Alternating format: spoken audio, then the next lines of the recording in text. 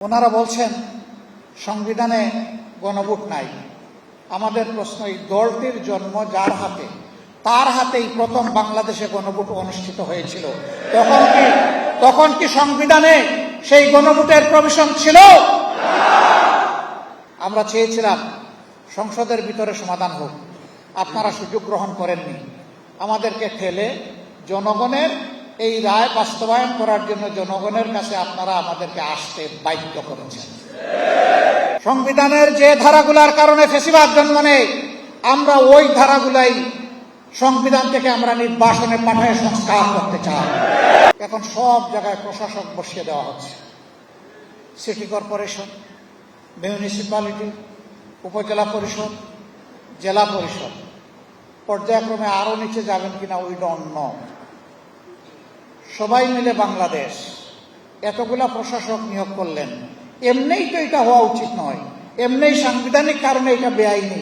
সংবিধানে লেখা আছে বাংলাদেশের সকল স্তরের স্থানীয় সরকারে শুধুমাত্র নির্বাচিত জনপ্রতিনিধিরাই দায়িত্ব পালন করবেন। আপনারা সব জায়গায় বসিয়ে দিচ্ছেন প্রশাসন, সব দলের লোক।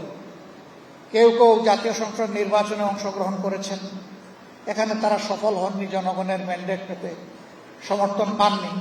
এখন তাদেরকে আরো বড় বড় জায়গায় বসাই দেওয়া হচ্ছে। আশ্চর্য। আপনারা বলেন সার্বভৌমত্ব জনগণের, এদেশের মালিক জনগণ, তো কোথায়? জনগণকে আপনারা তো গুরুত্ব দিচ্ছেন না।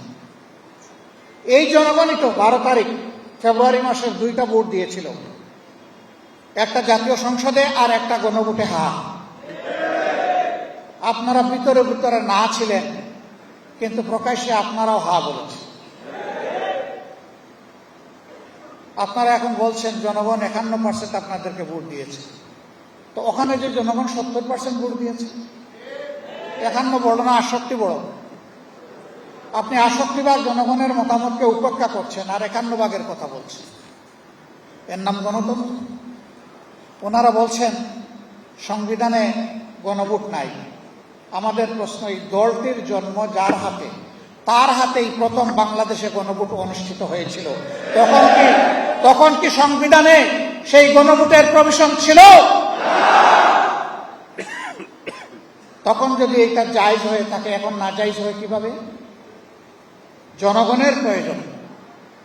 গণভোট হচ্ছে কনস্টিটিউশনের উপরেও সুপ্রিম অথরিটি রাখে। জনগণের সুপ্রিম অভিপ্রায় হচ্ছে চূড়ান্ত সংবিধান। সম্মানিত বন্ধুগণ, তারপরে এরশাদ সাহেব একটা করেছেন, ওইটা নিয়ে কথা বলতে চাই। এরপরে করেছেন বেগম খালেদা জিয়া। তো সেই 3টা গণভোট বাংলাদেশে তার ফল বাস্তবায়িত হয়েছে। 4র্থ গণভোট, যেখানে এসে বিভিন্ন দল ছিল, মত ছিল, সবাই মিলে একমত। শুধু তাই না, সবার আগে বিএনপির প্রতিনিধি বলেছেন সংস্কারের প্রস্তাবগুলো আইনগতভাবে বাস্তবায়ন করতে হলে গণভোটের প্রস্তাব দিচ্ছে। প্রস্তাব দিলেন গণভোটের। আমরা ইলেকশনের দিন পর্যন্ত সবাই এক ছিলাম। এরপরে যখন দেখলেন যে আপনারা যেভাবেই হোক, যে মেকানিজমেই হোক, আপনারা 2/3 বেশি হয়ে গেছেন, তখন রাতারাতি আপনাদের মত বদলে গেল। আমরা তো আমাদের জায়গায় আছি। জাতিকে বলেছিলাম আপনারা প্রতিনিধিত্বের জন্য আমাদেরকে একটা ভোট দিবেন আমাদের প্রতি, আর রাষ্ট্র মেরামতের জন্য, নতুন একটি প্রত্যাশার বাংলাদেশ গড়ে তোলার জন্য আপনারা গণভোটে হা দেবেন।